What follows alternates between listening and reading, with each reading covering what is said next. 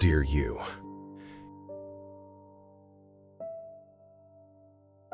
You smiled without thinking about it. It happened before you even checked how you were feeling. Someone spoke to you. You responded kindly. You laughed at the right moment. You nodded when expected. From the outside, everything looked normal, pleasant even. But somewhere behind that smile, there was a quiet space that felt strangely hollow. You didn't feel sad in an obvious way. You didn't feel hopeless. You just didn't feel full. The smile had become a habit, a reflex, a way to move through interactions smoothly without inviting questions. You didn't have the energy to answer. You didn't choose it consciously. It formed slowly, shaped by countless moments where smiling felt easier than explaining. You told yourself it was politeness. You told yourself it was social ease. You told yourself it didn't mean anything. But over time, you started to notice the gap between what you showed and what you felt. You noticed how often you performed calm when you felt unsettled. How often you appeared engaged when you were actually distant. How often you reassured others while quietly needing reassurance yourself. You weren't pretending in a dishonest way. You weren't trying to deceive anyone. You simply learned how to keep things light, how to make interactions comfortable, how to avoid being the source of heaviness in a room. And people appreciated that about you. They described you as easy to be around, positive, stable, someone who handled things well. And because those words sounded good, because they reflected effort you'd put in, you accepted them. You let them define you. But inside, something didn't match. You felt moments of emotional flatness where there should have been texture. You felt conversations pass through you without leaving much behind. You felt a kind of quiet emptiness, not dramatic, not alarming, just persistent enough to notice when you were alone. You wondered if this was just how life became over time, if emotional depth faded naturally, if the intensity you remembered from earlier years was something people eventually grew out of. You told yourself this was maturity, but maturity doesn't require emptiness. You noticed how rarely you checked in with yourself before responding to others, how quickly you offered reassurance without asking whether you believed it, how often you smoothed over discomfort instead of sitting with it. These patterns didn't feel wrong. They felt efficient. And efficiency kept you moving. You didn't want to slow things down. You didn't want to make anyone uncomfortable. You didn't want to open conversations you weren't sure how to close. So you smiled, and things stayed easy. But easy came at a cost. The cost was that fewer people saw you when you weren't smiling. Fewer moments invited honesty.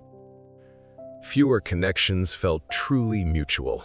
And while you weren't lonely in the traditional sense, you felt unseen in a quieter way. You weren't invisible. You were partially present. You existed in interactions, but parts of you stayed hidden, not because you were afraid, but because you didn't think they belonged there. You didn't think there was space for them. And maybe, at the time, there wasn't. If you're reading this and feeling a gentle ache of recognition, it's because this experience is deeply human. Many people learn how to survive socially by being pleasant, composed, and emotionally manageable. They smile because it works. They smile because it keeps things moving. They smile because it feels safer than stopping to ask, "How am I really doing?" You weren't wrong for learning this. You weren't weak. You were adapting. But adaptation, when it lasts too long, can leave you feeling disconnected from your own emotional center. Not broken, not lost, just quietly empty in places that used to feel alive. This letter isn't here to take your smile away. It's here to acknowledge what lived behind it, to recognize that the emptiness you felt wasn't a flaw, it was a signal that something inside you wanted to be felt, not managed. You didn't lose yourself. You tucked parts of yourself away to keep going. And now, you're beginning to notice them again. When did being easy to be around become something you had to work at? It's a question that doesn't accuse you. It simply wonders, because if you look closely, you didn't learn to soften yourself overnight. You learned it gradually, in rooms where being agreeable made things smoother, in moments where keeping the peace felt more important than being fully honest. At first, it felt like emotional intelligence. You noticed that when you stayed pleasant, conversations stayed light. When you didn't bring up what was heavy, people relaxed around you. When you smiled, things moved forward without friction, and in a world that often feels rushed and tense, that ability mattered. It helped you connect. It helped you belong. So you leaned into it. You learned how to read the room quickly, how to sense when honesty would be welcome and when it would feel like too much, how to adjust your tone, your words, your reactions to keep things flowing.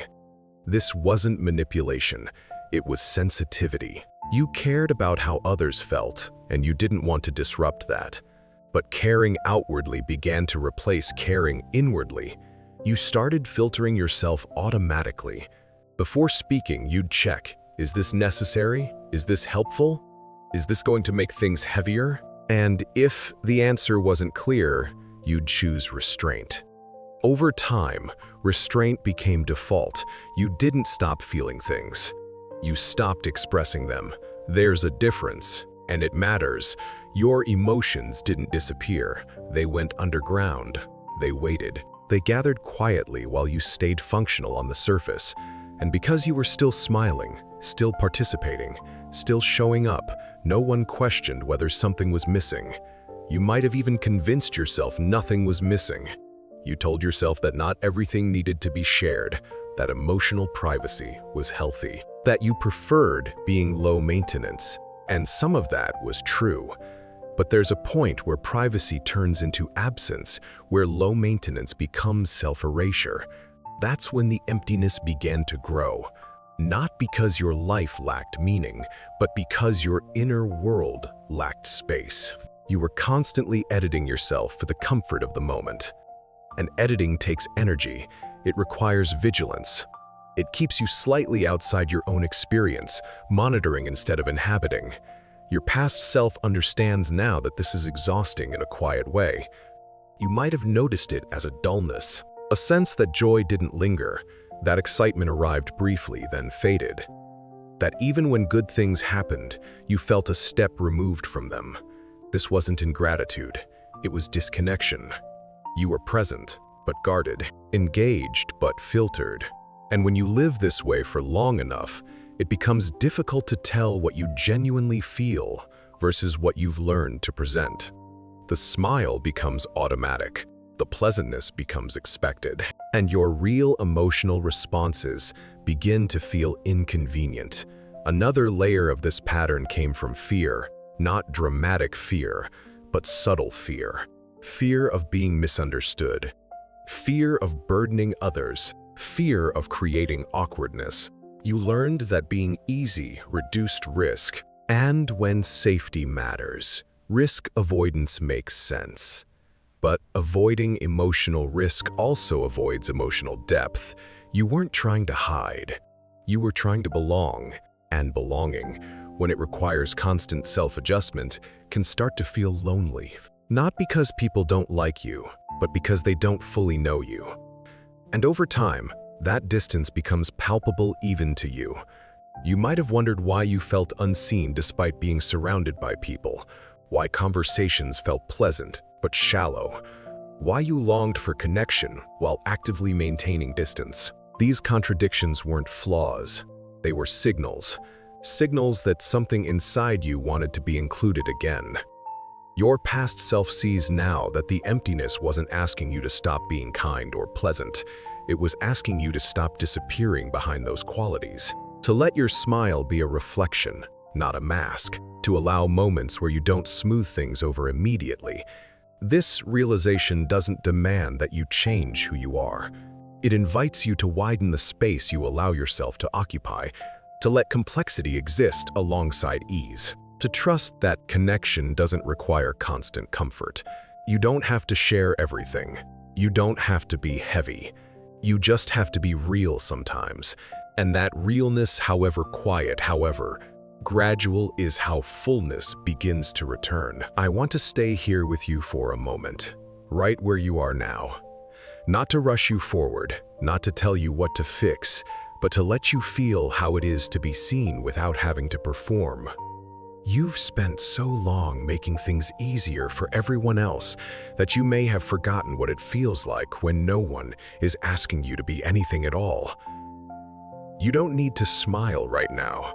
You don't need to explain yourself. You don't need to soften what you feel so it fits better. You can just be here. The emptiness you've been carrying isn't proof that something inside you is broken. It's proof that something inside you has been quiet for too long. When feelings don't have space to move, they don't disappear. They fade into numbness. And numbness isn't the absence of feeling. It's protection.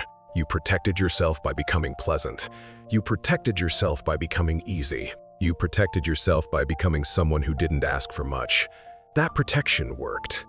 It kept you safe in moments when honesty might have felt risky or inconvenient. It helped you belong. It helped you move through life without friction. And you don't need to regret that. You don't need to undo it. But you are allowed to loosen it now. Loosening doesn't mean dropping the smile forever. It means letting it rest sometimes. It means allowing your face, your voice, your presence to reflect what's actually happening inside you, even if that reflection is quieter, slower, or less polished. You can start small. You can pause before responding and ask yourself how you really feel. You can let silence exist in a conversation without filling it immediately.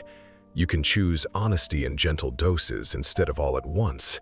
These moments might feel unfamiliar, even uncomfortable. That's okay. You're not doing something wrong. You're doing something new. And new things always feel awkward before they feel natural.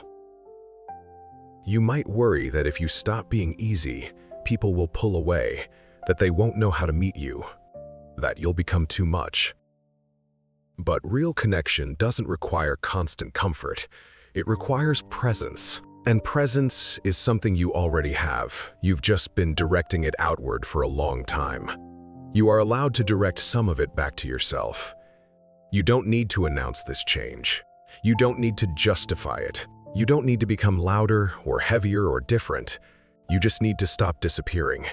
As you allow yourself to feel more honestly, you may notice that fullness returns slowly, not as a rush of emotion, but as texture, as moments that linger, as reactions that feel grounded, as a sense of being in your life instead of floating just above it. Some days the emptiness will still visit. That doesn't mean you failed. It means habits take time to unwind. Each time you notice it without judging yourself, you create space. And space is where feeling grows.